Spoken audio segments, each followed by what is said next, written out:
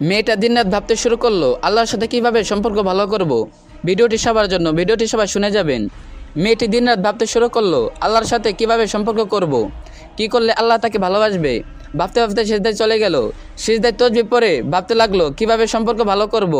দোয়াতে দুনিয়ার নিজের জন্য কিছু চাইলো না, স্বয়ং আল্লাহকে বলল তোমার সাথে কিভাবে সম্পর্ক ভালো করব। মেয়েটা নামাজ পড়ে উঠলো, মুখ দিয়ে বের হতে লাগলো ইস্তেগফার। বাইরে গাড়িতে করে গন্তব্যে যায় আসে, কানে হেডফোন না দিয়ে ভাবতে লাগে কিভাবে আল্লাহর সাথে সম্পর্ক ভালো করব। সে মনে মনে করতে থাকে জিকির। মেয়েটা সোশ্যাল মিডিয়াতে এসে ভাবে কিভাবে আল্লাহর সাথে সম্পর্ক ভালো করব।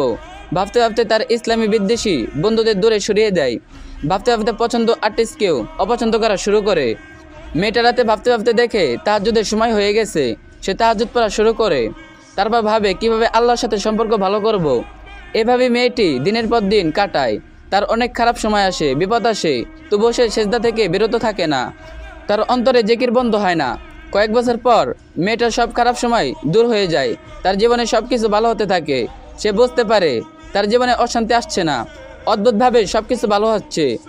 তার মন বলছে দূর থেকে অনেক বিপদ কেটে যাচ্ছে। তবুও মেয়েটা ভাবতে থাকে এসবের হিসাব পরে আল্লাহর সাথে কিভাবে সম্পর্ক ভালো করব।